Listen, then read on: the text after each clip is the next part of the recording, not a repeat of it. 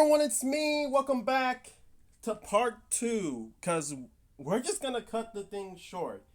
We're reacting to the dual process theory about Five Nights at Freddy's, that they solved it and they're not kidding. We reacted to part one, so if you miss that long hour video, it's gonna be in the description box below. But no more wasting time, let's go. In Tales from the Pizzaplex's Didophobia, we see a young Pizzaplex's Didophobia. Alright, I had to See a fix young the audio. boy trapped in a makeshift house, made to appear realistic via hallucinogenic gas being pumped into the room day in and day out. Okay. He believes himself to be reliving the same day over and over, not processing the repetition.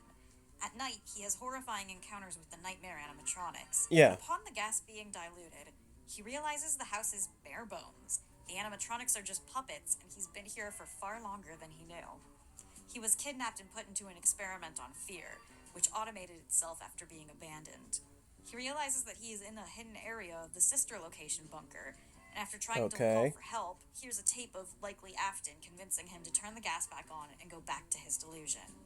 Is this true to the games? Possibly. If you look in sister location, there's tanks of unlabeled gas literally everywhere. Yeah. There's at least 3 in every room. Pumping the place full of nightmare gas would explain quite a few things about it. And the nightmare gas experiments explain the connection between the FNAF 4 house and sister location, as seen in the latter game's custom night, as well as the fact the FNAF 4 house does not match up with the crying child's house as seen in the cutscenes. Alright. When looking at the contents of the scooping room in Ruin, which may or may not be the same room, it's debatable, but it was definitely heavily inspired at the least, you could find several cans of nitrous oxide, which is being actively pumped into the room. Okay. Nitrous oxide is indeed a hallucinogen, which can make you disassociate and, in rare cases, cause out-of-body experiences and delusions. So the nightmare gas could just be nitrogen, but there is one caveat that it works mainly as a sedative and laughing gas, which would make someone calmer and less prone to nightmares. It's literally used to induce euphoria, which is the opposite purpose of the nightmare gas, which makes it highly unlikely that it alone is our gas. It could be used in the nightmare gas formula or machinery, but it's definitely not the sole culprit.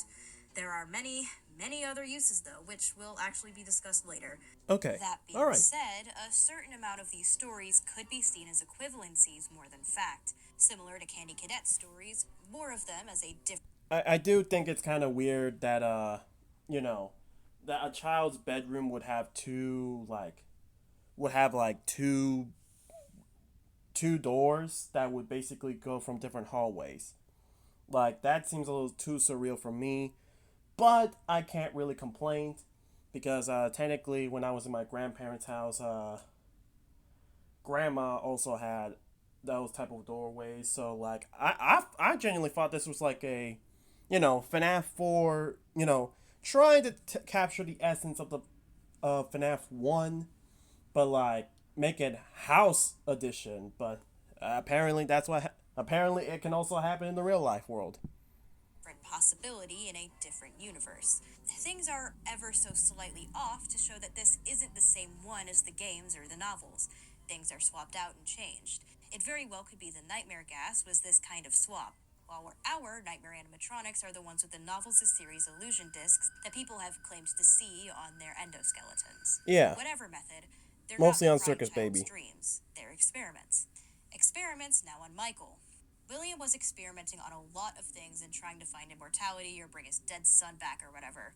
Why he was experimenting with child fear seems weird to me, but if I'm right and he was trying to produce remnant, that could be the cause.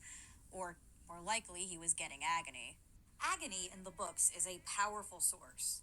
Eleanor is a living being made solely of agony. And in case you don't know the Fazbear Frights lore, when the soul dies in a close enough proximity to something metal, remnant is the good memories, agony is the bad, and that's what causes objects to go haunted. Yeah. Anyway, Taggart was doing experiments on making a living thing just out of agony parts. Hey, Stitch Rave. If Afton discovered remnant, he probably discovered agony too, and decided the nightmare gas was a great way to test this shit out.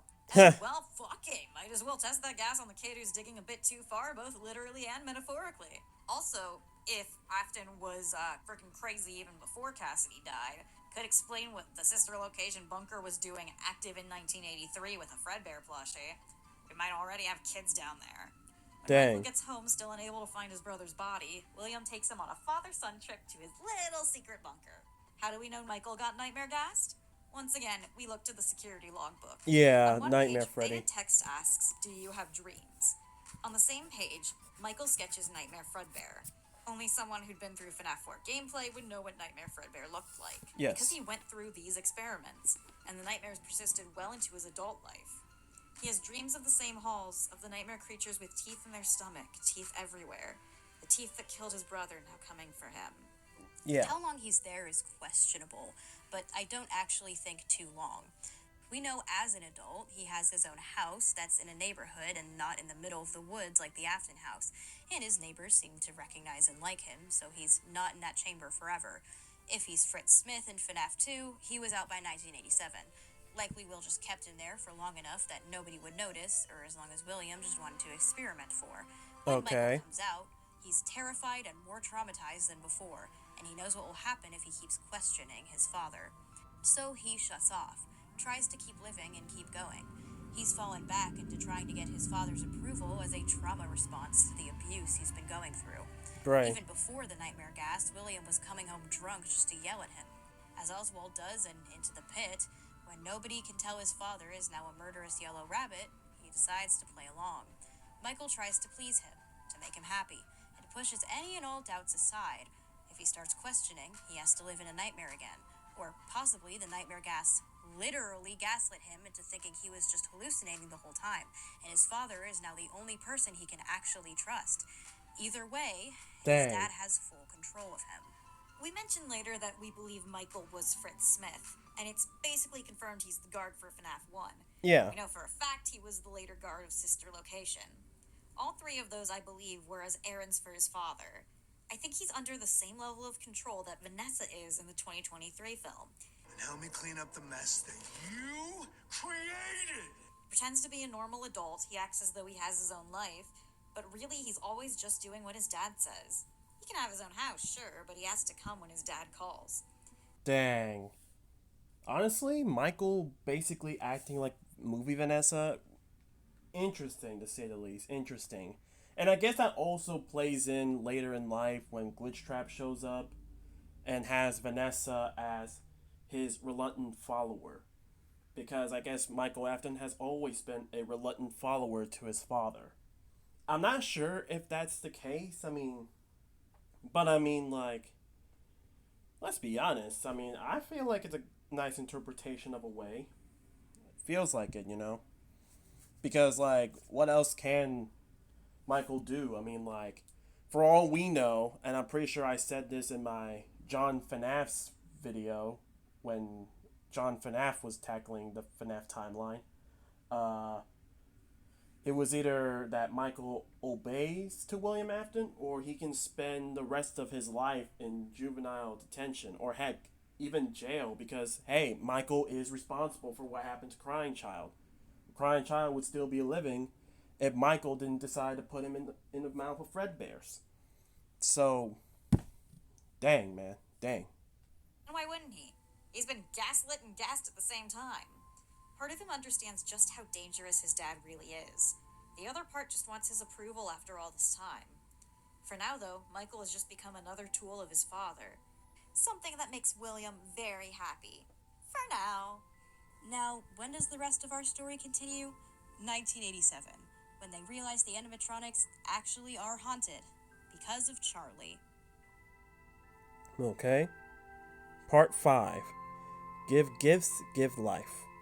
Oh, When Ha! Charlie died, the puppet escaped its box and found her in the alley.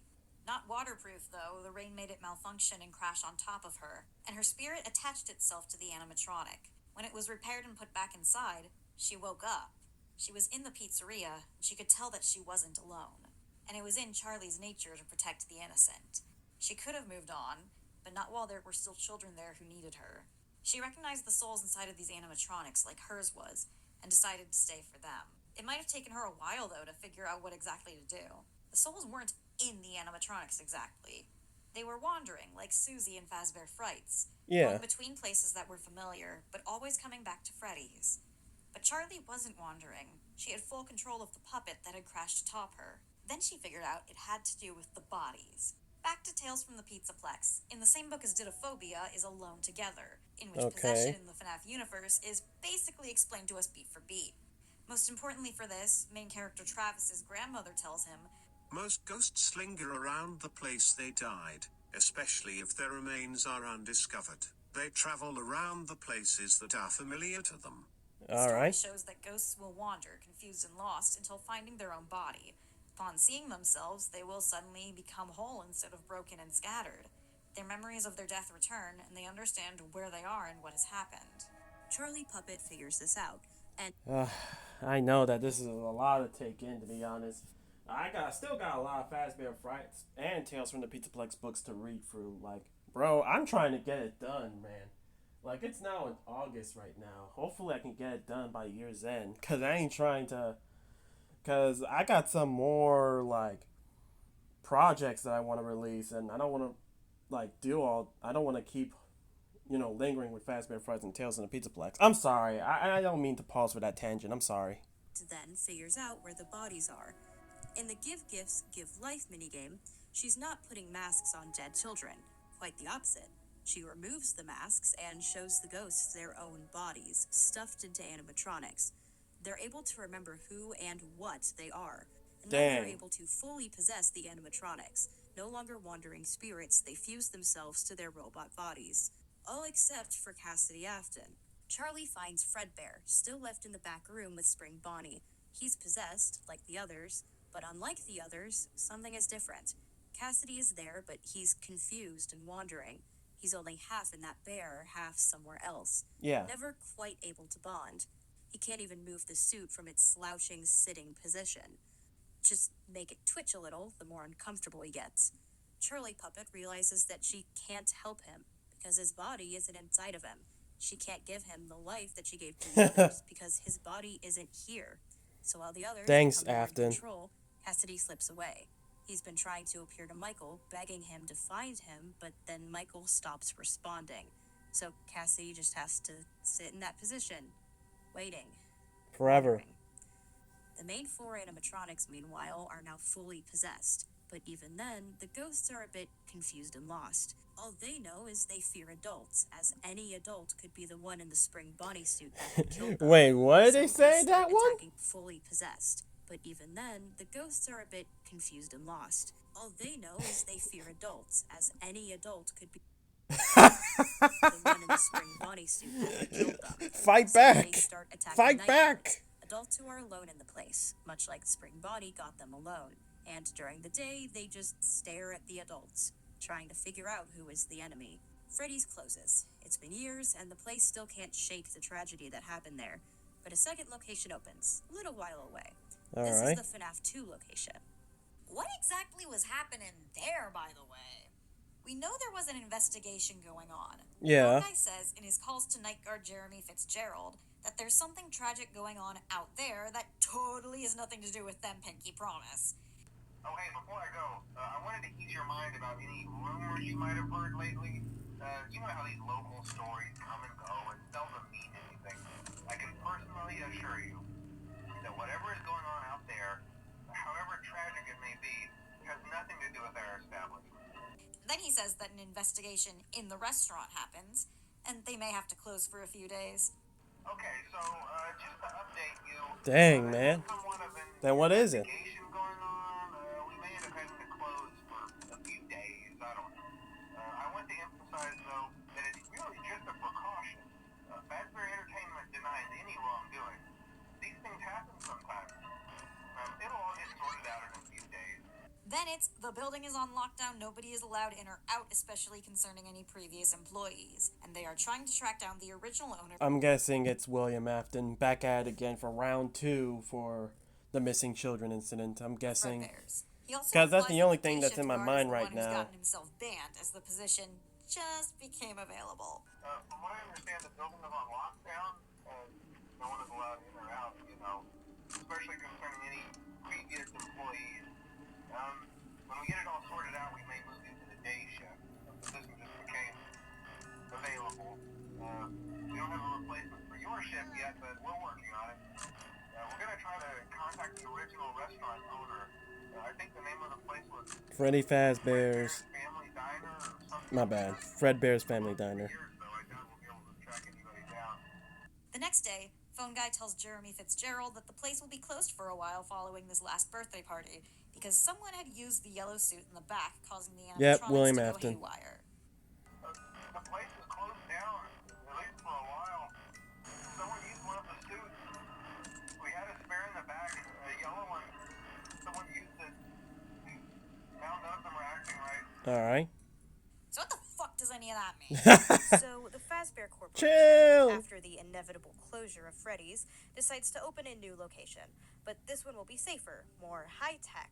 William may have been out of the franchise for a while, but he has to get back once they start talking about using the old animatronics. He can't let that happen. There's fucking bodies in there. Ha. So he says, outfit them with new tech, and then says, you know, these guys are just so ugly. Let's just make new ones. The corporation lets him do that so long as he uses parts from the originals to make the new ones.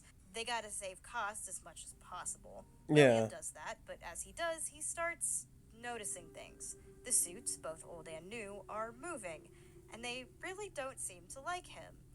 The new animatronics are given technology to recognize criminals. They Yeah. shouldn't bother him. He's not a Predator, convicted criminal, but they still are wary of him. censorship, I Even think. after the No, not animatronics censorship, are like a complete, criminal database for like, yeah, criminal database. That's what it means.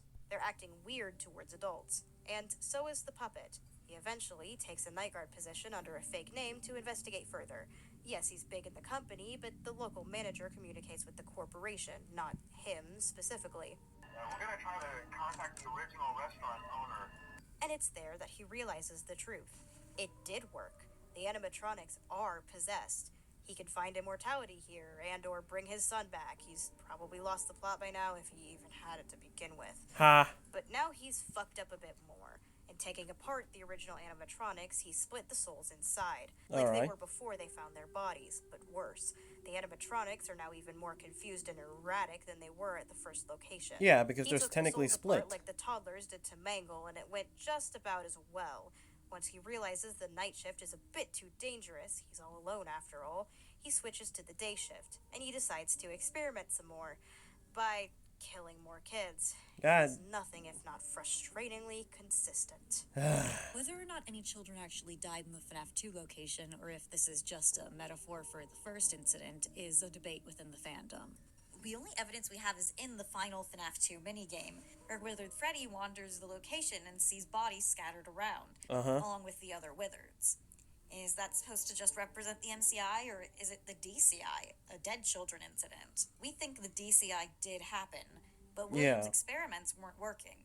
He didn't shove these kids into suits, just killed them to see what would happen. He didn't use the spring Bonnie suit yet, though. That's still in the back rooms. Instead, he lures them with that fucking bastard balloon boy. What? I always hated that balloon boy. Never asked what Balloon Boy's deal is. Is he possessed? Did he get parts of the Wizards? Did he just appear out of the ether and we don't question him lest he damn us to hell for our transgressions?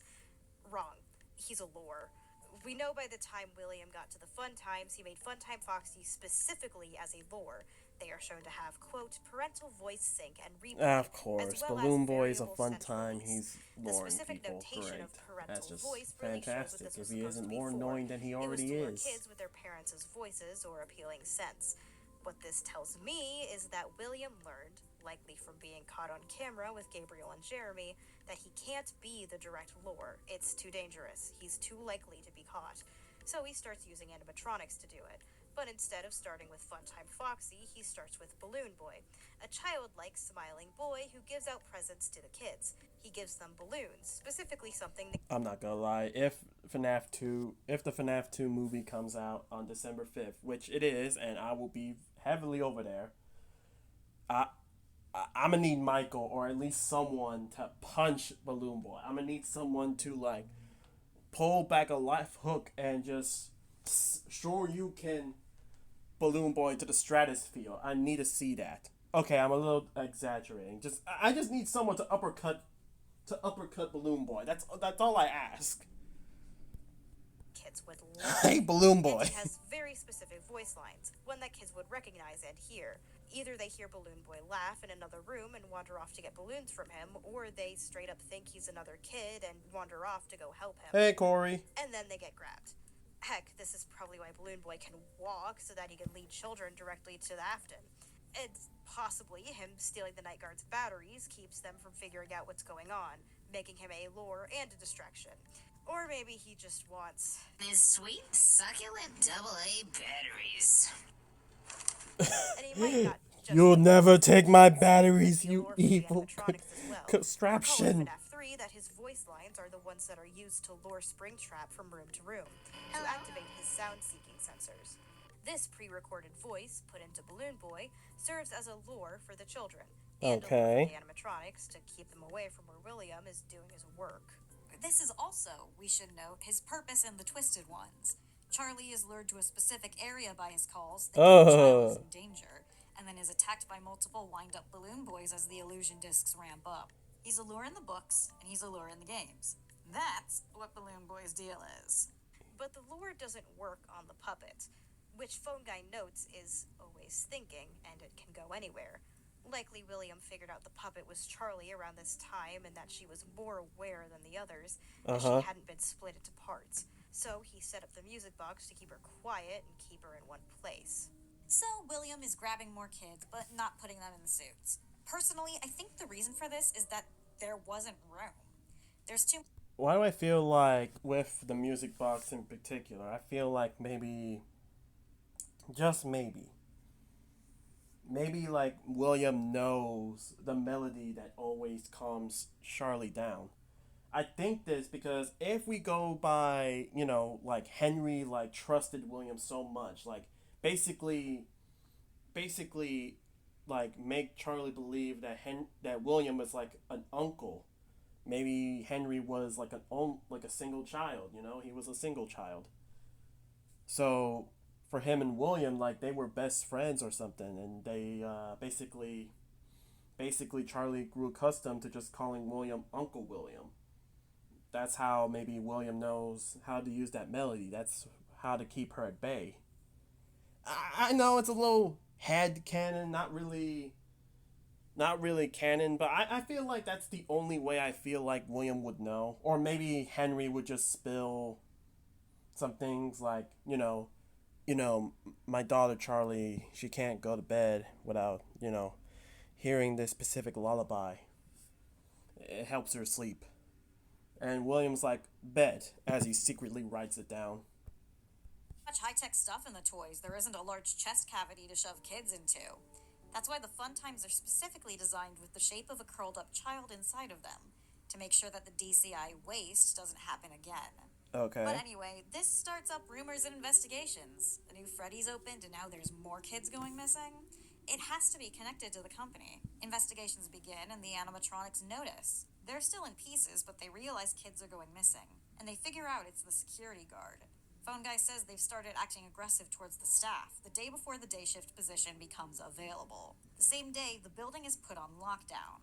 I believe that the morning of Night 5, or at least right after Night 4 ended, the DCI bodies were found, and they were found by the animatronics. Okay. Save the minigame shows a Freddy being led by the puppet throughout the place, seeing all the bodies, as well as watching Fredbear appear and disappear while avoiding the purple guy. Once the bodies are located, then the animatronics can do their job. Retrofitted with safety equipment, part of those have to give them the ability to contact police if they see a criminal. And this isn't just a guess. When Mangle enters the room, we can hear specifically them channeling into a police radio. I always thought those were gargles. They can reach the police, and when the toy animatronics see a fucking bleeding dead body in front of their stage, they're gonna contact the fucking cops. Dang. Alright. Sure. I mean, I always thought it was like because Mangle was torn apart and all that, I thought that was just the voice box. Maybe like, because let's be honest, I made this in my extras channel. I made this short in the extras channel. But like, Mangle's lore has always puzzled me. Like, what parent think it's a good idea to have little Tommy go near a robot like that, right? And this was like a rap back in the day, right? This is back in the day. And I know someone gonna bring up Chuck E. Cheese, but I don't think people in Chuck E. Cheese back in the day were tearing apart animatronics. Like, literally. Like, are parents not worried that they have to pay a bill? Like, they're not worried that Fazbear Entertainment are gonna look at them mad. Like, hey, your little Tommy just made just tore a piece of our animatronic. This is going in property damage. The day shift guard is immediately put under suspicion since either he didn't notice all this kid killing or was the one doing it, and William quietly slips away. He was under a fake name, they don't know it's him. Heck, they're now trying to contact the original owner of Fredbear's, which is him. Or Henry, who's in jail. They're going off on an appropriately named rabbit trail, looking for someone who doesn't exist. The important thing is he has more information on his experiments, and he knows the possession is working. Day 6, meanwhile, hell breaks loose. The animatronics were in free roam mode, and they see a yellow suit in the back. We really have two options here. Either someone used Spring Bonnie, and everyone went nuts upon seeing their killer, or the Golden Freddy suit was what was moved. Both are likely.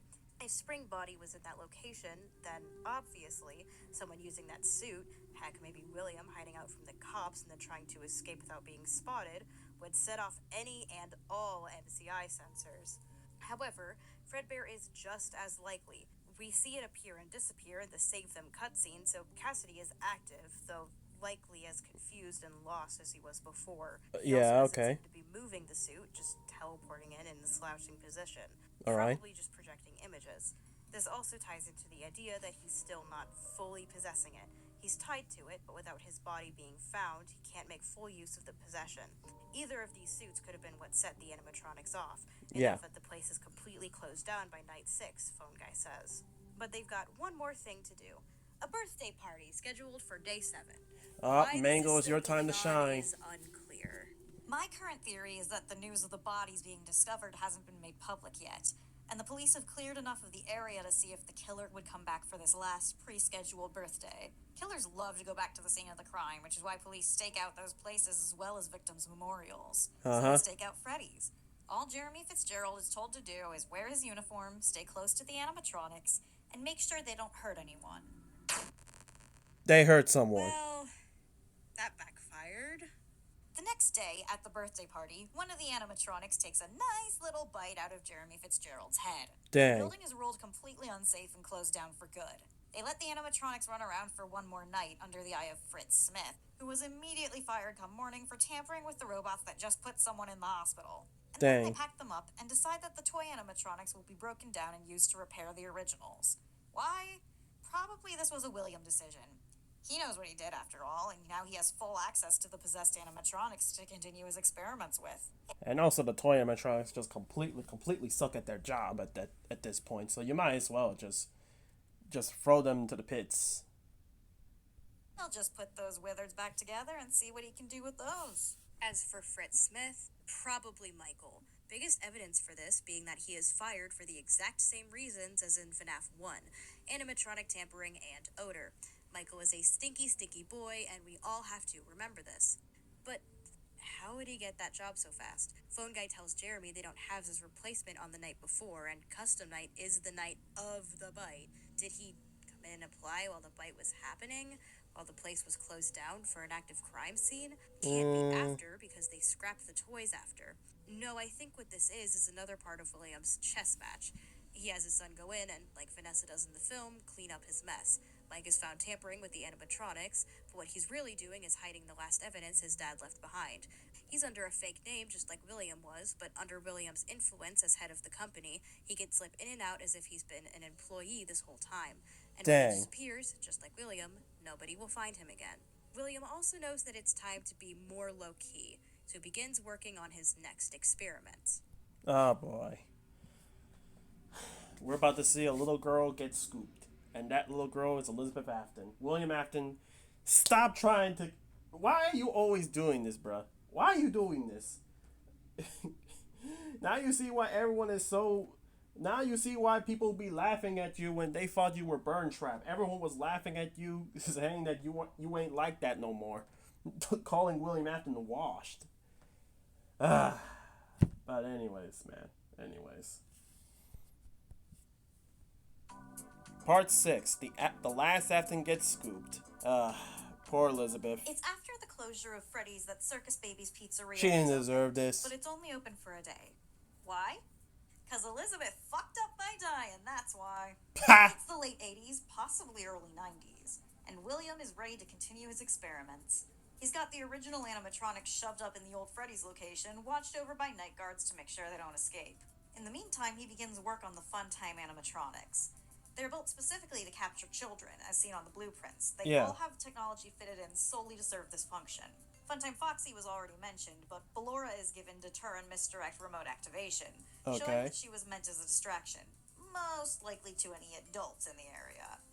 Funtime Freddy and Circus Baby Wait, what both did have that Ballora say? is given deter and misdirect remote activation, showing that she was meant as a distraction, most likely to any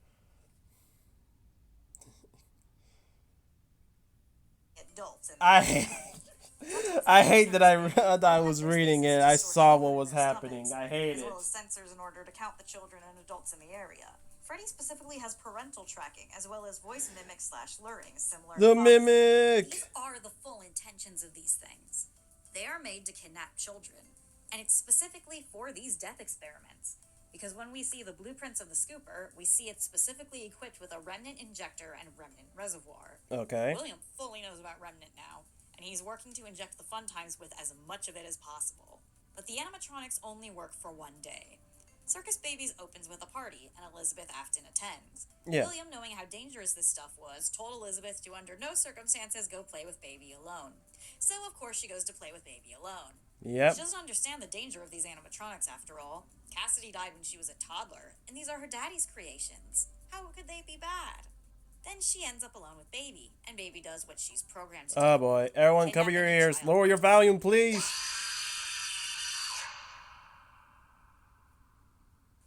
But it She don't done got work. scooped. Baby fucks up, or Elizabeth fights too much, or something wasn't programmed properly. Or maybe she was programmed to kill immediately after all. Because instead of just kidnapping her, the scooper inside of Baby brutally kills Elizabeth. William immediately closes the restaurant, claiming this is due to a gas leak. And hell, maybe it was, if he's got nightmare gas laying around after all. Ha. People started reporting seeing strange things around a place. Just as William brings the Funtimes back to his nice little bunker, he realizes that Elizabeth isn't gone. Baby's eyes have gone from blue to Elizabeth's green. The experiments are working. He's put Elizabeth into Circus Baby. But he needs to Yay. learn more. See, Elizabeth is in Circus Baby, definitely. But she's not Elizabeth. Not quite. She doesn't remember him. She barely remembers anything. That won't do. He can't just have his daughter's soul living on. He needs his daughter. It's also possible that this is why she has what appears to be a Mimic 1 chip. She wasn't acting right, so he wanted to program her to, but that's a whole discussion for another time. Alright. The mimic. So Willy Boy starts renting out the animatronics as a cover, while still doing experiments and figuring out what's going on. As he does, he realizes that he's forgotten something important. His last remaining kid, Michael. Ha. Michael's an adult now, and he's either moved out or was kicked out. He has his own place in a nice neighborhood where the residents seem to like him, but he's still under his father's influence. He's not in the bunker. We know that from his message to William that he had to be told where it is. But where he is Freddy Fazbear's Pizzeria. He took a job at the old Freddy's, working as a security guard after the disappearance of Phone Guy under the name Mike Schmidt. But his Okay. tampering with the animatronics and his depression stinkiness was noticed and reported. Maybe he was indeed starting to rebel a bit by figuring out what was happening with them. Maybe he was trying to retrieve parts for his father's experiments, and only after this all went down did William pull a T. Hados and say, fine, I'll do it myself. Dang. It's mainly a good chance that he was actually obeying Phone Guy's last request and checking in on the animatronics for, more bodies. But more importantly, just before he gets fired, Michael starts seeing Cassidy again, Yeah. appearing as Fredbear. Cassidy is It's appearing me. in and out of his field of vision, screaming, "It's me." Cassidy has been a wandering soul for maybe a decade now, and he's probably forgotten himself, but he recognizes Michael. He recognizes his brother, and he's screaming, trying to get his attention. Michael, however, doesn't mention this to his father. Last time he saw Golden Freddy, he got Nightmare Gas Fun Time, but it doesn't matter anyway, because he gets fired and William gets notified. William Dang. decides to cut the whole security guard thing over there. Can't have anyone else tampering with the animatronics after all.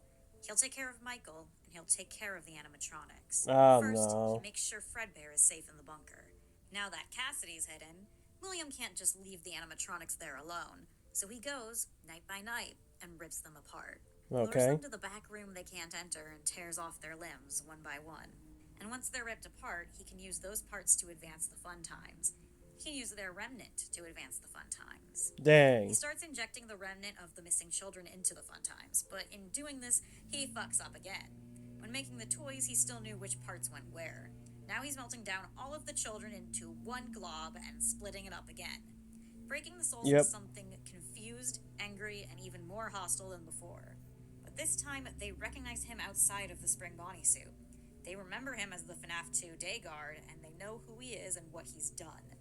Baby's been injected with some of the remnant too, and she has little to no memories of being Elizabeth. Dang. Something happened when there was one. A little girl standing by herself. I was no longer myself, and I stopped singing. I still hear her sometimes. She Dang. knows Afton as the guy who's shocking her and forcing her to do things she doesn't want to do. Sometimes I don't understand why people do the things that they do. They're all hostile to him now, and it's not safe for him to be down there. But he Yeah, still wants William. to fix About to get your comeuppance. So, well, time to kill two birds with one stone. Or more aptly, kill one bird to resurrect another. He goes to Michael. Dang. He goes to his son, his little precious baby boy that he totally 100% loves so much, and tells him that he can make up for the sins of his past. He can bring back Elizabeth, put her back together. All he has to do is go down there and fix her. Go down there and get himself killed. He knows the Fun Times want to kill him. He knows they're going to mistake Michael for him. Michael's an adult now, and he looks a lot like his dad. They'll attack Michael instead, and either he'll fix Elizabeth or die trying. Michael, of course, jumps at the chance. Michael wants to believe his dad, and more than that, he wants to believe that he can bring his sister back. Of Bring both of his course. siblings back. Poor He started Michael, this man. with his prank on Cassidy, and now he can fix it. In the meantime, William goes back to the FNAF location. And by meantime, I mean this could have happened literally any time between sending Michael off and FNAF 3. He's ripped all the animatronics apart by now, but he could use the extra parts. And more importantly, it's time to finally go back for that Spring Bonnie suit. Why else would he be in that back room specifically? Golden Freddy's not there. Spring Bonnie is. What he doesn't Okay, expect here it is to goes. see ghosts He's there. about to get The spring MCI are lost. mostly in the fun times, confused and lost. I wonder You if they're know who gonna isn't? use like. Charlie. Charlie is still the puppet, and she's pissed. She was here just to protect the innocent, and William's taken everything from them again. Taken their lives apart, broken them when they had finally found themselves. Now, the question of what exactly happens in William's death minigame is vague. The MCI are in the fun times by now, so how could their ghosts be there? We know they're in the fun times, as in the FNAF 6 Insanity ending, Henry talks specifically about how William took everything away from his victims again. We know William made the fun times because of the dialogue at the beginning of Sister Location.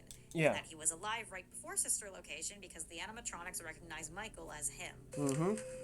Is it the same person? So how do these timelines cross? How are the ghosts there and not there? Is it possible he dies post-Sister Location after Enter escaped and split from Baby? Okay, but the MCI are just as confused within Molten Freddy as they are within the Fun Times. They might be somehow less aware by that point. How are they supposed to astral project over to Afton? To be honest, the correct answer is probably Cawthon didn't think this part through because he was making up the lore as he went along. Dang. Mayo. But from a Watsonian perspective, I see 4 options. I'm pretty sure one of those. Okay, if I have to guess, it's because Afton and also Fazbear Entertainment and I guess Michael. So basically, any of those 3 parties. Ow, my finger. Because they've been like tearing parts from the past animatronics and putting them into new ones because trying to save money and all. I feel like it's only possible that there are some remnants of the spirits of the missing children incident going on every animatronic. If I had to take a phrase from Ennard, there's a little bit of me in every body. And now in this case, it's a little bit of them in every body. Basically, every iteration of Freddy, basically the classic animatronics, the withered animatronics, and the fun time animatronics, all at the very least has one piece of the original MCI victims. That's why they were able to cast a projection of themselves. It may not be strong, but it's a projection nevertheless. But that's just my interpretation. 1. Charlie managed to get just enough of the ghosts in one place to piss off Afton. 2. Cassidy has already projected images of Fredbear to people before. Maybe he or Charlie are projecting those images to scare the fuck out of him. Huh. 3. These are the agony remnants of the kids, while only the remnant was taken away, which would be complicated. 4. Afton just snuffed some nightmare gas prior to his death and is hallucinating literally all of this. Huh. Nightmare gas sure is handy. But I do believe that Charlie is the 5th ghost that confronts William, not Cassidy. Cassidy is still wandering and lost. And at this point, he's shut off completely. Cut off from the world, hidden underground. He has nowhere to wander except his own mind. Cassidy relives his fading memories over and over, walking between home and Fredbear's. Home and Fredbear's. Fredbear is everywhere. Fredbear is always watching. And at night, he wanders the halls of his father's bunker, hiding from monsters that aren't there, that he's already become. What I believe Didophobia coming home and Alone Together were trying to tell us was that FNAF 4 may have been Cassidy reliving the events leading up to his death. Susie goes through the same wandering phase, highly detailed. So does Travis. But instead of actually wandering, Cassidy is reliving, wandering the same halls like Rory, and always managing to, like Susie, return to Freddy's, and then start all over again. His spirit is attached to the suit, hidden away, but his body is elsewhere, and he's stuck wandering, waiting to be found. But the point is that at some point, William gets to FNAF and starts seeing ghosts. He begins freaking out. He's been experimenting with spirits, but he hasn't seen any yet. He's seen moving animatronics, not fully realized specters of the children he murdered, especially Charlotte. He had no reason to kill her. It was fully in cold blood. And in that cold blood, he created the puppet, who brought all of these killer robots to life. The ghosts are after him now, and he doesn't know what they can do. He gets into the Spring Bonnie suit still in the back room, hoping that it will either scare them into submission or fool them into thinking he's one of them. But the spring locks have gotten way worse over the years of neglect. And upon Karma. laughing once, William is spring-locked and killed, left to bleed out slowly in an abandoned, locked back room, with the ghosts of his past staring down at him. Michael, meanwhile, is having just about as fun of a time. No pun intended. Dang. These animatronics have put their heads together and gotten themselves a great old plan. Disembowel the guy who's hurting them, wear him as a skin suit, and Dang. get the hell out of the bunker that's electrocuting And profit. them over and Dang. over. They're like 7 years old. They don't know that bodies decay. This is a great idea to them. Remember the multiple gas cans of nitrous oxide in Sister Location? Yes. There are some technical reasons it could be there. It's got many uses, including in mechanics, pumping it into pipes, using it in active machinery, but the fact that it is shown specifically in Ruin is raising several alarm bells that it is important. Mainly that it is being pumped directly into the room, as seen by the smoke Cassie runs through. The question is, of course, why would they be pumping the gas into the scooping room? So, one of nitrogen's usage is food preservation. It keeps organic material fresh, which can include human bodies. Nitrogen specifically was used in the first cryogenic freezing and preservation in 1966. Now, again, why would they be pumping a body preservative in the scooping room? Were the Funheims planning to preserve Michael's body? Well, no, they took that body out of the scooper and planned to never return. Also, they didn't build the nitrogen pipes, they just kind of lived down there. What was it Yeah, for? they're also 7, Well, so I you know who doubt they William know how to was do actually this. trying to bring back specifically Shoot, in the I don't bunker? even know how to do this. Elizabeth, who is trapped inside of Circus Baby, a possessed robot with a weird fascination with the scooping room. I wonder, though, if you were a freshly opened pint of ice cream, how you would feel about something with that name. Thankfully, I don't think a freshly opened pint of ice cream feels anything at all. We see Circus Baby's exoskeleton in Night 5, no body to be seen, and no signs of decay like the original animatronics. Is it possible that, after Elizabeth was captured and mangled, William had to scoop Baby in order to get her out? Elizabeth could have, possibly, felt herself being scooped from the inside and out at the same time. The scooper only hurts for a moment. It's possible that the nitrogen was able to be pumped in order to preserve Elizabeth. It's entirely possible that her body was still down there in the bunker. We also know Scrap Baby had to return there at some point in order to repair herself, hence the parts of Baby exoskeleton and lights from the control room which weren't present and entered. If, say, she found herself the way Travis did in Alone Together, that could explain why she seems a bit more aware in FNAF 6. The sedative part of And why nitrogen she would have also remembers been her utilized by father. Baby I'm not and saying Michael, firstly to what keep she him said. weak and then You ain't gonna catch me You've been saying that name. sleeping for quite a while. then to keep him compliant as they scooped him. And, as we know, in the canon timeline, it works. Michael listens to Circus Baby, knowing his sister is in there. She doesn't recognize him, though, and just like the others, probably sees him as his father. And Michael gets clued into this. The animatronics, after 4 nights of putting their plan together and shoving Michael into Golden Freddy, come on, guys, Come finally on. lure Michael into the scooper. That day, they'd scooped themselves and killed any employees around. They then scoop Michael himself, ready to use him as their cool new skin suit to escape. And Dang. it's gonna be a while before any people realize they're gone. They've killed all the employees, and William's dead in a back room. The bunker is hidden. Michael mentions in his phone call that he had to find the place, right where William said it would be. Who's gonna realize what happened until it's too late? Their plan works for about a week until the body starts, decaying and vomits up the endoskeleton into the sewers. Dang. Skitter around like Pennywise until They also get take tired off of his each shirt? other's shit. Then something unexpected happens. Something William didn't anticipate.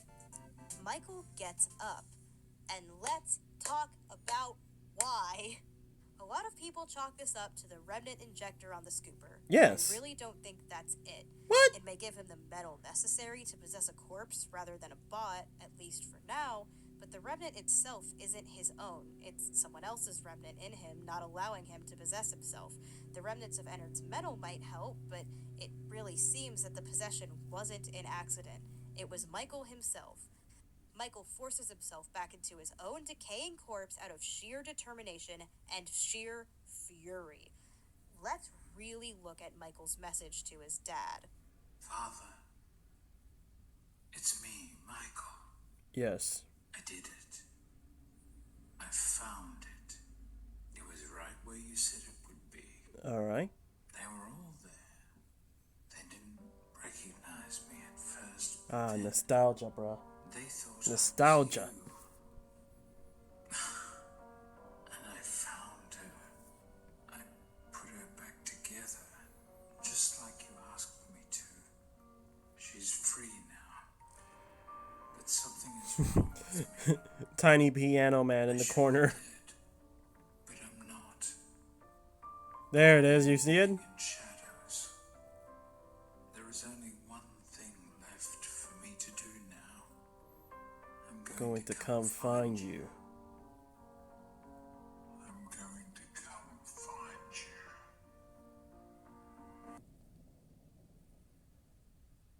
The first part of the quote is said sadly, desperately. I did it. I did what you asked me to do. I did it well. I did what you wanted. Just like I did when I was a child at home trying to avoid your anger. I did it. Right where you said it would be. I should have made you proud. But then I realized who was there. They were all there. All the souls you killed. Yeah. The ones I didn't think were inside this bunker. And they thought I was you. Michael says this with a lot of emphasis on you, hinting at a dark amusement followed by a scoff. He lets out a half laugh, half sigh, disdainful. This could also read as a cough, I guess, but our boy isn't breathing by this point, so I don't think he would need to. Yeah, He then so says she's free now. In saying that, it's become clear that despite Elizabeth and the Fun Times literally ripping him open, he Dang. doesn't seem to blame them for what's happened to him. He's not saying she escaped or she did this to me, only that she's free now, because he doesn't blame her. He is okay that his sister is free. What he's not okay with is the next thing he says. Something is wrong with me. I should be dead, but I'm not. I've been living in shadows. Then, there is only one thing left for me to do now. I'm going. well, I mean, like, you would think that getting scooped means like it's game over for you. I mean, it's not really the most conventional mean of passing on, but I mean, you passed on, right? And now it's like I don't think he'll ever wear a shirt, or if he does wear a shirt, it's now it's uncomfortable to wear it. Like, can you imagine that every single time you put on a shirt, it's so uncomfortable that it hurts? Like, heck no. Like, Michael is a better man than me. I will definitely hold this over Elizabeth Elizabeth's head. You're the reason why I can't wear shirts without hurting myself. Going to come find you. The line is repeated for emphasis, and the second time it's said slower and with more venom. A lot of venom. On the FNAF wiki, it's marked as ominous voice. It is not a simple self-invitation. It is a threat. I've had people tell me he sounds confused in this section, but it does not sound like confusion to me. The only real confusion I can kind of hear is in something is wrong with me, but that is probably just on the grounds of I should be dead, but I'm not. What he's not confused about is what happened before the scooper. He recounts in the call that he remembers what his father said to him, the mission given to him, the events leading up to the scooper, the fact he was killed and Ennard escaped, the fact he is still here. He is not confused on that. He is very, very certain. What is even more certain is that he is going to find William. When he says that, it's not him simply telling his dad he's heading over to ask what the fuck was up with that bunker. He's not going over there to find Elizabeth. We about to run hands. He's going over there to punish him. Because Michael is the one he should not have killed. What?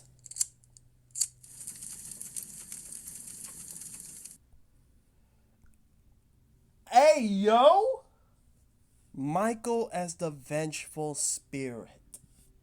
No, say it ain't so. Say it ain't so. I mean, I'm gonna be honest. Okay, I mean, yeah, last time, on the last part, we did a reaction. They say that Cassidy was an Afton, and aka Cassidy is the crying child, right? Right. So when I was waiting for that video to upload, I was thinking to myself, dang.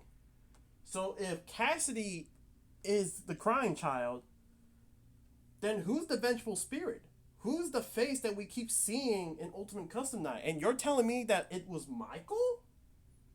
I mean, shoot, let's be honest. I mean, like, it always puzzled me why Cassidy has so much power that she can literally just make Ultimate Custom Night. Like, shoot, is Cassidy that furious on William Afton?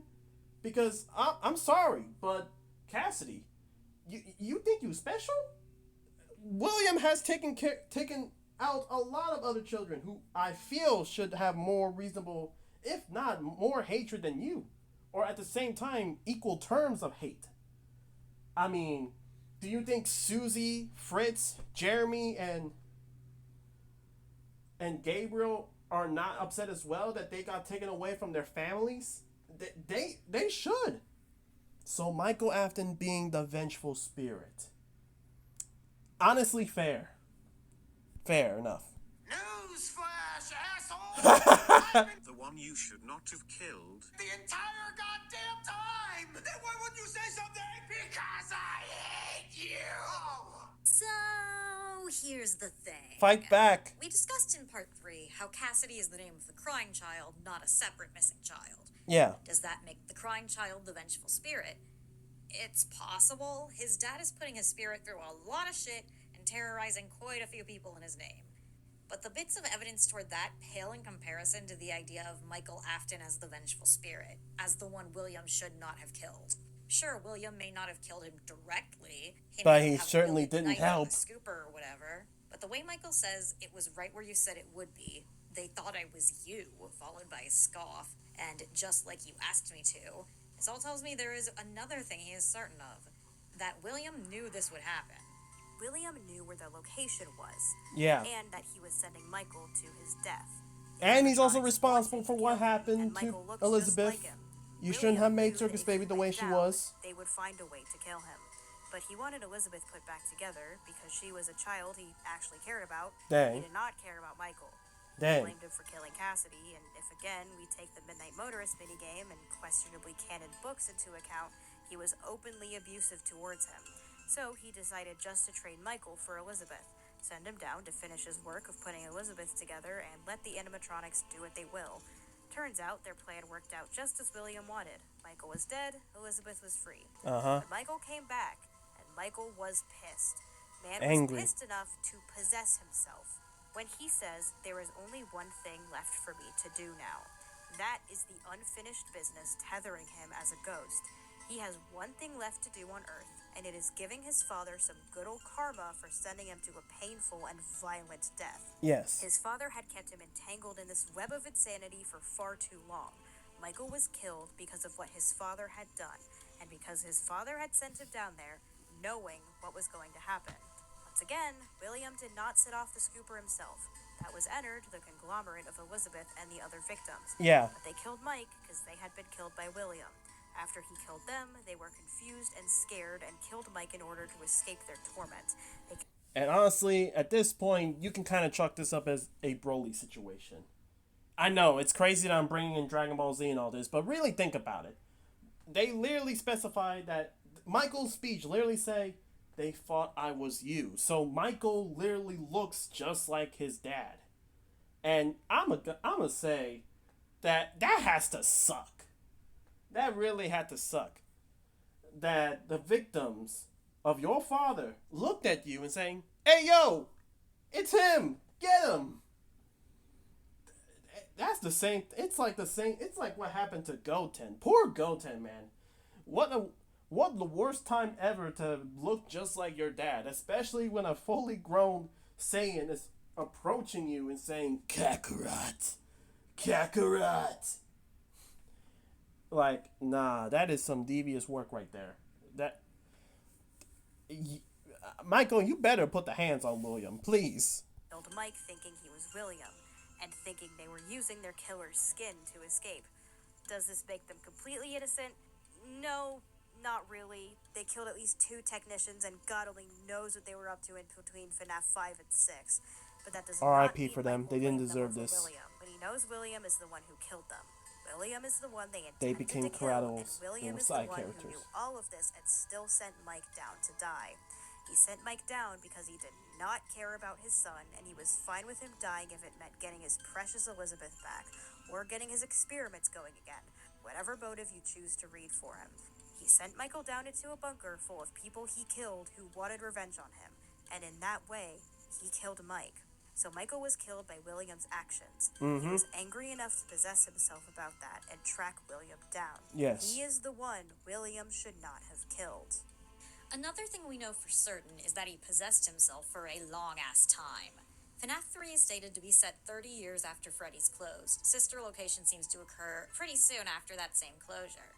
Michael walked around as a corpse for potentially decades, without giving up, without moving on, because he knew it was time to find his dad, stop what he was doing, and make him understand the pain he'd been put through. I don't know about you, but that sounds like a very determined and vengeful spirit to me. Honestly, he was a vengeful spirit in the games themselves before facing old man consequences and walking backwards into hell.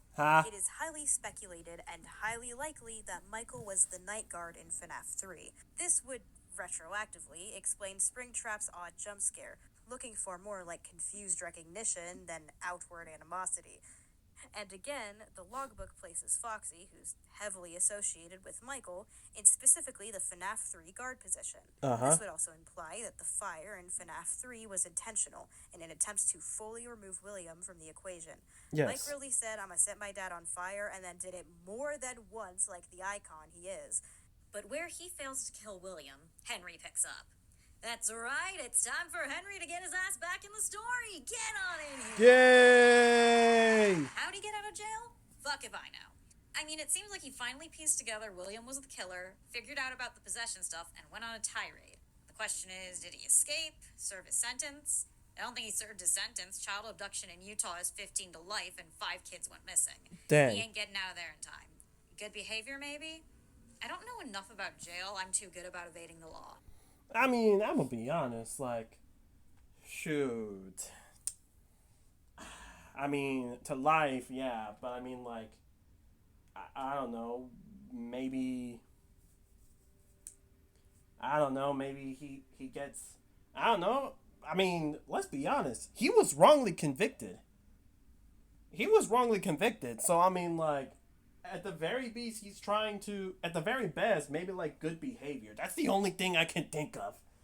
Because, I don't know, I mean, maybe his wife got him out. Maybe his son. Maybe. I mean, I want to believe that he was bailed out, but I mean, like, because hey, he's not guilty. He got framed. You got the wrong guy. But at the same time, it's like there's not really much evidence for that. So my only thing is that he's probably got let out because of good behavior, or I don't know, maybe the cops look into it more. Maybe someone look into it, and I don't know, man.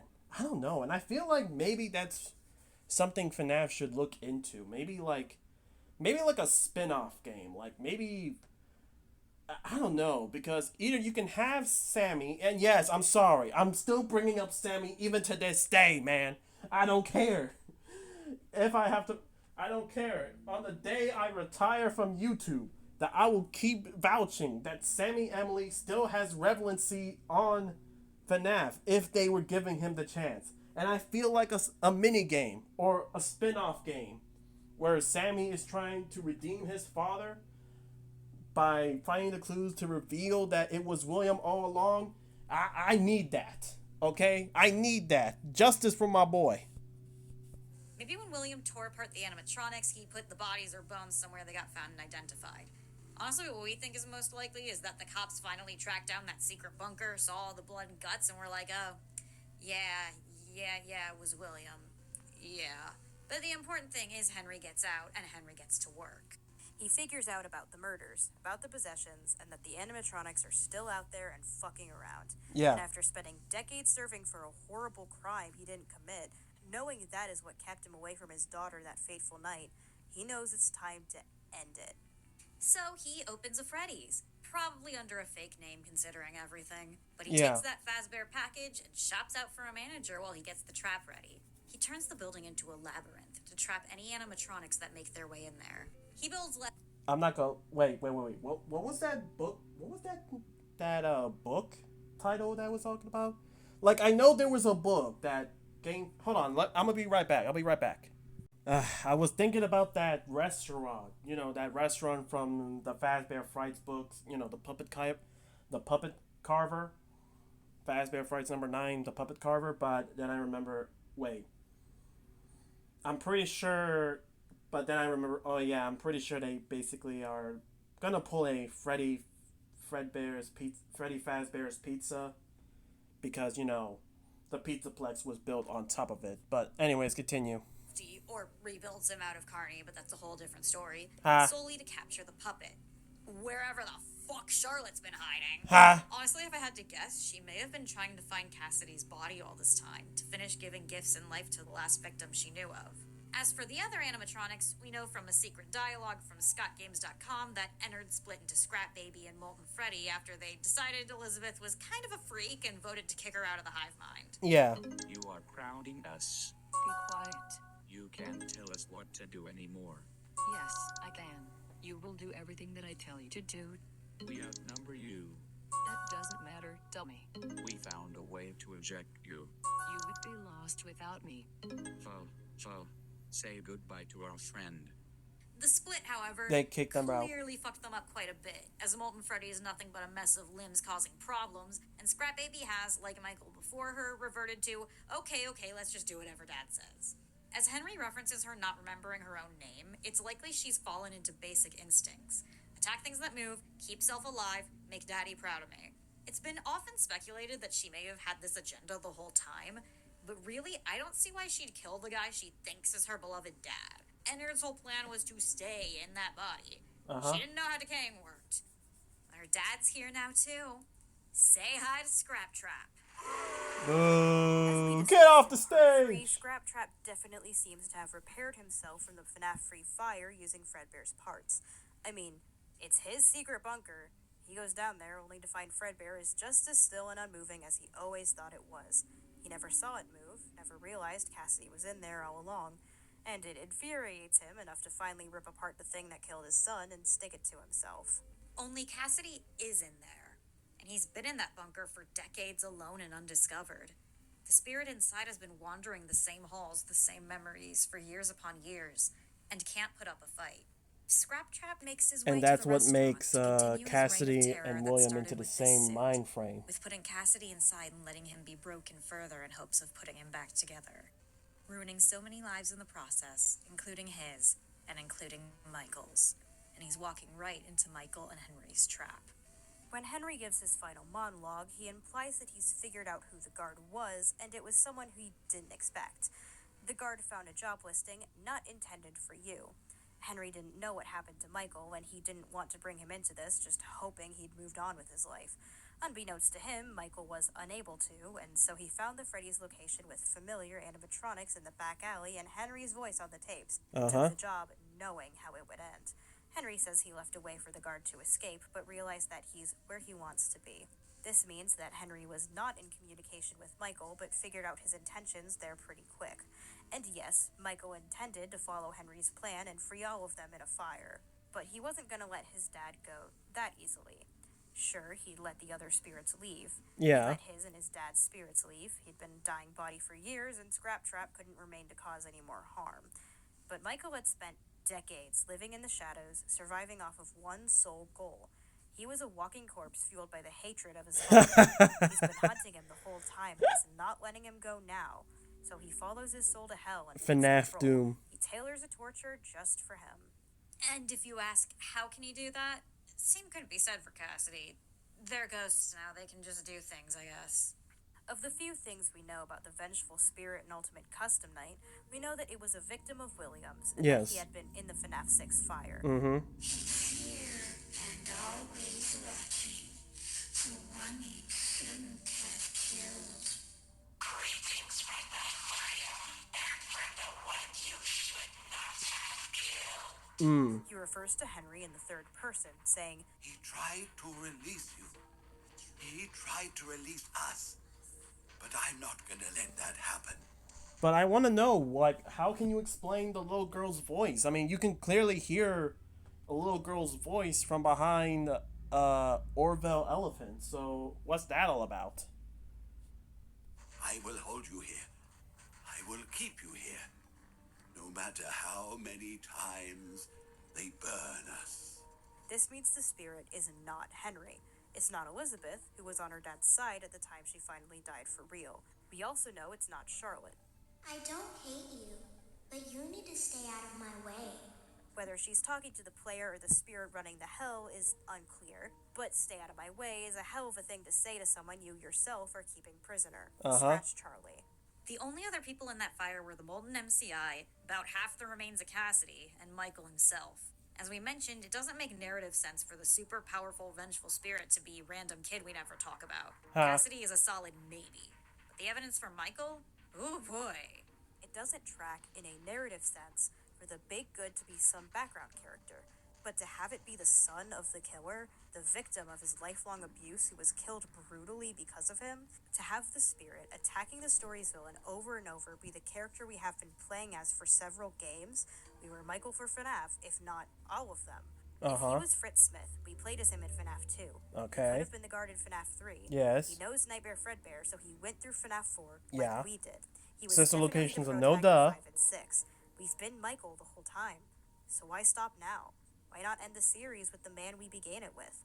Why not end Afton's reign by the hand of the one who, no matter how accidentally, started it? Symmetry, my friend. Go to hell. Michael checks several boxes of what we know of the spirit. He was in the fire. He blames William for his death. He's pissed as hell. Yeah. He's determined enough to be the one that William should not have killed. As mentioned, that's not a morality assessment. It's a statement of this is the one that was going to come back and get you at the end. And he said, over and over, I am going to come find you. I'm going to come find you. Okay. The only thing that doesn't 100% line up is the spirit being portrayed as a child, but even then, there's a ton of explanations. Either using Cassidy's likeness as part of his taunt, or he's reverted into his younger self. The little boy who got abused and neglected and locked into nightmares. The little boy who died with... I mean, I can kind of see it.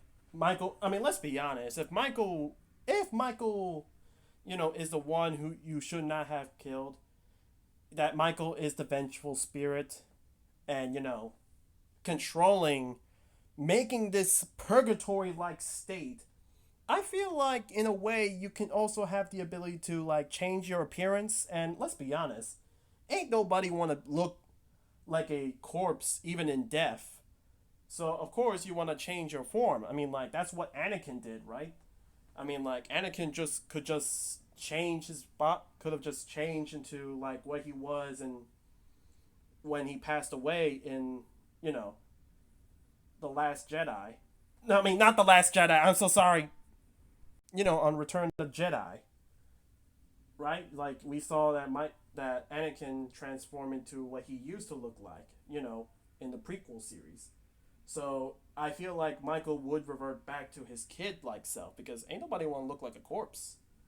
And it does feel like, in a sense, William did rob Michael from a normal childhood. So like, yeah, that checks out. Cassidy. Now think of important lines in Ultimate Custom Night. I've been looking for you, and now I will never let you go. You knew I'd get you eventually. I'm going to come find you. When I'm here, you play by my rules. This time, death cannot save me. Really interesting that Nightmare Fredbear uses the phrase put you back together, something Michael quoted directly back to his father. Let me put you back together, then take you apart all over again. Speaking Alright. of the nightmares, most of them have lines relating to, guess what? I'm real this time. Almost like the spirit is someone who'd seen the monsters back when they weren't real. But they're real now, and just for Will. I assure you, I am very real. I am given flesh to be your tormentor. Makes sense. This time, there is more than an illusion to fear. But most importantly, Nedabear, overlaid with the voice of the vengeful spirit itself, says, This is how it feels, and you get to experience it over And over. and over again. Yeah. Forever. I will never let you leave. This one is definitely attributed to the spirit, as its voice is overlaid. What is it exactly? Death? No, William knows how it felt to die. He got killed by the Springlocks. Yeah. He doesn't need a personal hell to tell him that. Instead, he needs to be told how it felt to play FNAF. Michael went through at least 3 of the 6 games, most likely all 6, over and over and over again. The vengeful Yep. spirit knows how it feels to be in this office. The MCI wouldn't know that. Charlotte wouldn't know that. Michael would. Because Michael was almost always the main character. The entire series has been him chasing his father, and now his father has to deal with what he made Michael deal with. but why, you ask? Wouldn't he just let William's soul pass on? Nah. No, he'd just go to hell. That's eternal torment already. Sure, yeah, let's assume that. But Michael doesn't just want William to go to hell. He wants to torture him himself. He's been hunting him for decades, and he wants his vengeance. Revenge is a funny emotion. It is anger that demands an outlet. When you've selected an outlet, and that outlet is not available to you, the pain does not go away. Michael's been looking for his outlet for a while. Once he has 30 it, years. He will not let him go. He's going to make him suffer, as his father made him suffer through his entire life and afterlife. He didn't get to be the one to burn his father, so he's going to be here to burn him over and over and over again. Which is what leads to the Old Man Consequences scene. If you select nothing but Old Man Consequences in Ultimate Custom Night, you get a cutscene referencing FNAF World, in which your pixelated self approaches Old Man Consequences fishing at the lake. The man says, Come and sit with me for a while. if you do, he says, Leave the demon to his demons. Rest your own soul. There is nothing else. Also note that if you speed up the background audio, you can hear screaming, which sounds an awful lot like Henry Michael Help.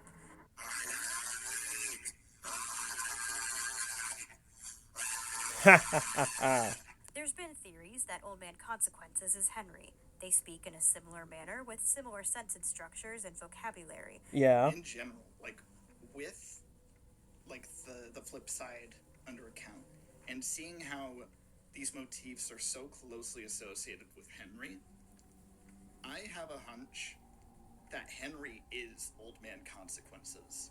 And if we go with Raito's theory that FNAF World is Charlie's way of helping the children pass on, it would make sense for him to help her. His daughter won't move on until everyone can, so he is there to help her.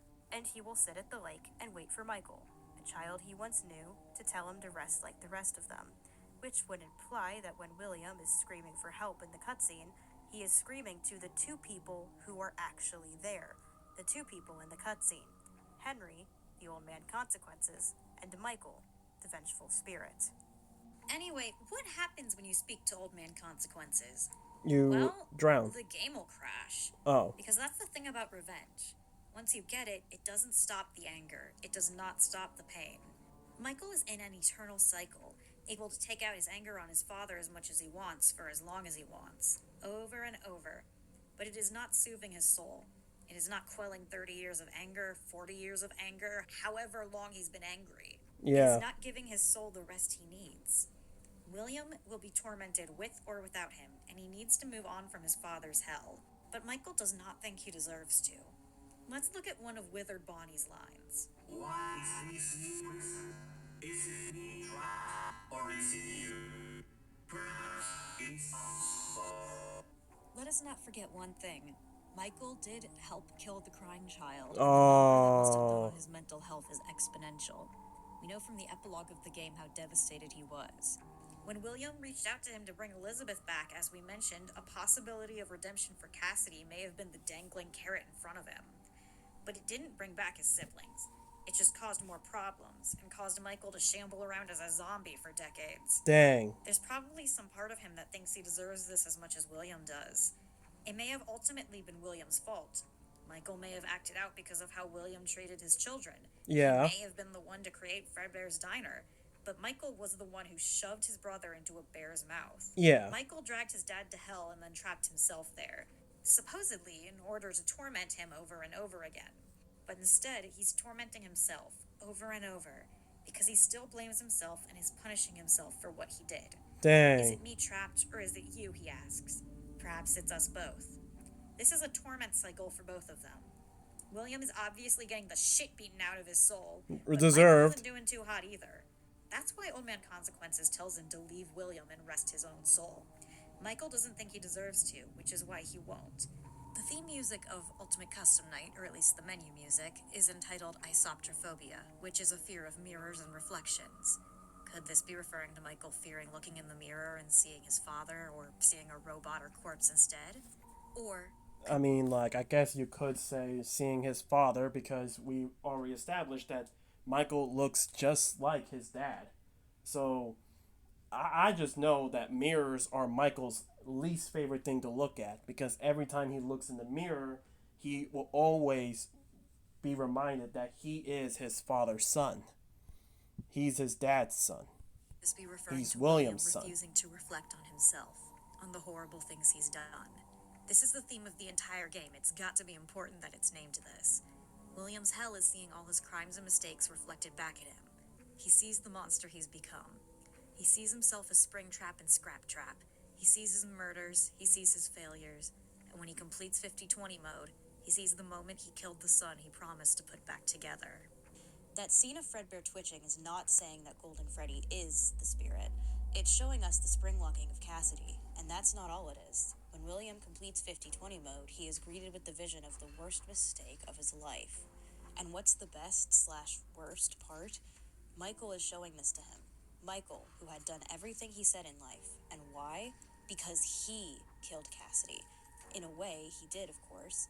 But Yeah. Cassidy didn't die from the bite. He died from what William did to him after. William was the one who killed Cassidy and then gaslit Michael into wallowing in guilt for his entire life. Yeah. And in finding out his father was the one who killed Cassidy, Michael was able to realize that his father was behind everything else. All this to say, this doesn't mean that Michael is going to stay in hell forever. That's a pretty downer ending for our protagonist. We have to remember that Old Man Consequences is there too. He tells Michael to leave and rest. He has the possibility to do so. He can do so. And one day he may. And with Golden Freddy telling him over and over that it's me, reaching out to him again and again, I think his little brother may be the one to bring him to peace, to ease his soul and put him to rest. Yeah. And narratively, doesn't it feel complete to have the same protagonist in the first and last of the game of the original timeline? Speaking again of narrative significance, what is the point of Michael?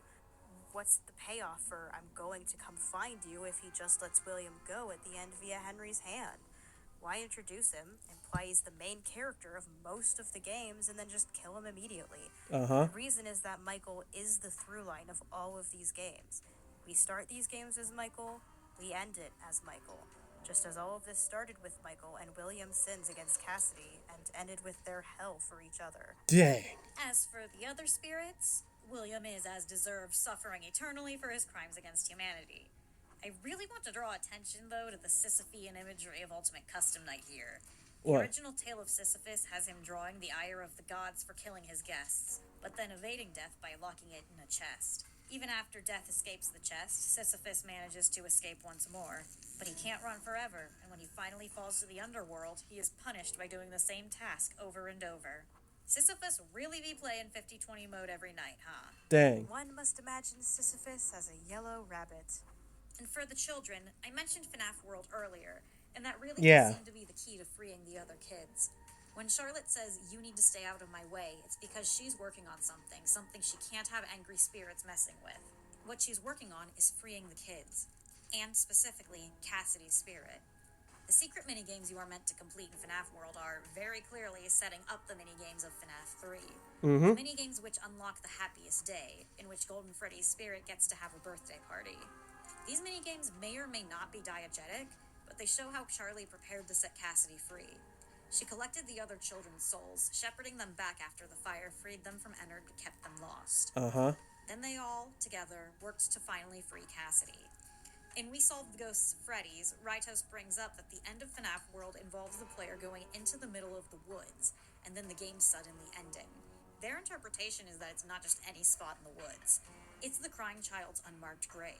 All of FNAF World was finally finding Cassidy's body and allowing him to rest. They find his body, they open the chest, and they give him a party. The party was for you. The player in The FNAF party World was is for him. probably Cassidy, being shepherded by the images of Fredbear and promises of being put back together. And it works. Though it didn't happen during the FNAF 3 fire, the happiest day either did or will happen. Charlotte brought all the kids together for a final celebration. To give Cassidy the birthday he was denied, and then the balloons drift into the wind, and the spirits move on. All of the kids are safe, so Charlie is safe now too, and with her father. The only one left to move on is Michael, and that's where we leave the pre-Steel Wool story, with the question of whether he will give up his useless pursuit of revenge or fall deeper into the rabbit hole. It ends with a hand extended to Michael, and the question of whether or not he will take it. But that's not where FNAF's story ends, oh no! It's to merchandise, y'all! Help Wanted is about to drop and some wild shit's gonna go down. But that'll be for another video, or videos. God, probably so many videos. Oh my god. With a lot more wild speculation. Oh, And no. a lot less, this all fits together like a puzzle. But we Gregory ain't a robot. But we do want to discuss something. Just one more thing before we finish this essay. What? And that is... One more thing about Cassidy. The Okay. feminine version of Cassidy is, well, very popular within the fan base. And why wouldn't she be? We all love vengeful, angry little girls. But Yeah. honestly, I don't think that's the reason she took off to the point we all forgot she wasn't canon. That was mainly from, pardon the pun, the joy of creation. Fan and Cassidy was a group effort, a fandom baby made from their love of the story being told to them. The love of the tragedy of it all, and of the parts of the story left untold for us to discover on our own. Cassidy, the vengeful Fredbear ghost, is a collective character, and while, as we well established, we don't believe she's canon, we do believe she's special. And we think Scott Cawthon and Steel Wool agreed that she's, well, pretty friggin' cool. Yeah, because... Obviously, we can't say for sure, we don't live in their vents. Ha. Though we would if they let us. But I mean, this has to bring up the whole princess quest, you know, when the princess is called Cassidy. I feel like that has to be it, let's look at some of the elements of the fanon's Cassidy and see, well, if it describes a certain someone who has been introduced within the Glitch Trap era. Okay. Cassidy is a little girl with dark pigtails. Mhm. She's a bit hot-headed, a bit socially inept, but she has a heart and a drive for justice above all else. And now she has been wronged, and several other people have been wronged by the same entity. She won't let that stand. She's going to do whatever it takes to make sure justice is served. And if not justice, then vengeance. What do you like to do for fun? Vengeance. Ha. A little dark. Also, she is very close friends with a little brunette Hey, boy in a Knuckles. striped shirt, scattered band-aids, and a long-standing, suspicious connection to a golden-colored Freddy No. Fazbear. That's right. Cassidy the Vengeful Spirit may not be canon, but you know who is. That was too close. I was almost a Cassie sandwich. You literally were almost a Cassie sandwich, buddy. What the? Cassie is going to be canon Cassidy. She's got the hair, including the little ball hair ties that are popular throughout fan art. No. She's got the golden duo dynamic, though it's a bit reversed, with Gregory being the one to first comfort her and being a more scrappy, go-getter action kid. Yeah. But she's still a loner. She's still got a deep empathy for those other people might not. She sees the animatronics suffering and feels bad for them. She wants to help them, and she wants justice. But, well, whether her vengeance quest will be directed at the program that caused all this destruction or at the boy she thinks pushed her down the elevator shaft remains to be seen. And here's another thing. I think her name actually is Cassidy, not just Cassandra or some other variant. Okay. Most of our theories about her role in the story will be for another essay, but here's something important to note. Her father is most likely the player character of Help Wanted 2. That's not a special opinion. Most of the fandom agrees on that by now. Another thing we're really agreeing on is that this player, her father, is connected to a certain Bonnie mask. When her father sees an old one, he remarks that it looks familiar. When Cassie finds one, she asks, "What happened to you?" The mask reminds her of her missing dad. The mask Bonnie is very bully. important in connection to her father. You know who else had a Bonnie mask? An additional question, who else has a nearly identical color scheme? When asked what makes you so special in Help Wanted 2, the player is prompted to think about what indeed makes Cassie's dad so special. What makes him so special among the other Fast technicians is that he was there. He was there when the original Cassidy died. He helped shove him into an animatronic mouth. He helped start this whole thing. Now he passes the rabbit mask of trauma onto his daughter Cassidy. Dang. Named after the original Cassidy Afton, letting her fall into the hands of a creature that just loves to make the past repeat. There may not be two Golden Freddy spirits, but there are two Cassidys. Maybe just keep her away from prototype Freddy's stomach teeth for now.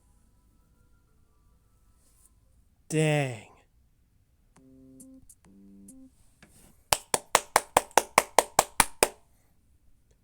I love it.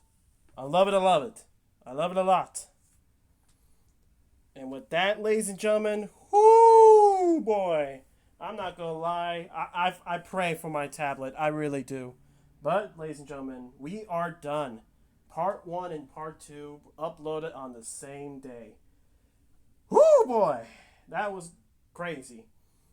So, what are my opinions about dual process theory? All I have to say, the commenter that told me to react to this, give yourself a pat in the back. I'm not gonna lie to you. Give yourself a pat in the back. Because I didn't really think that I was gonna be blown away, but honestly, this video is right. Like, it really does feel like a solid end to the previous FNAF era. And while yes, I know it doesn't really solve the new era of FNAF. I mean, like, because now we gotta deal with, we gotta deal with the Mimic, we gotta deal with Gregory, we gotta deal with this and that and all this stuff. The fact of the matter is that Michael being the vengeful spirit was something I did not see coming. But at the end of the day, I can't really seem to hate the idea of Michael Afton being the one to seal his father in eternal torment, while also himself in torment. That is crazy talk. But it's the crazy talk that I can't help but say that, hey, you got it. So, ladies and gentlemen, to finally end this hour-long video, that's going to be the video. Thank you guys so much for watching. Make sure you like the videos. I know you guys enjoy. And comment down below what you think about Part 1 and Part 2. Also, I will leave the link to the original video in the description box below, so that way you guys can watch it without me pausing it. Because, whew, I know you guys, I know this video was becoming as long because I paused and put in my input. And also, be sure you leave recommendations down in the comment section below, because this video was recommended to me. Now, I'm not sure if I should be revealing their name, but I don't know. I feel if I don't know. I'm pretty sure they know who they are. Because I did say that I would make this video for them when I come back. But anyways, guys, subscribe to the channel because if going you guys can't tell, but I've been working on this for a long... It's almost about to be 5. I've been recording for 5 hours now. So if that doesn't warrant a subscribe, I don't know what is. Anyways, this is JUAN Gamer 54 signing off.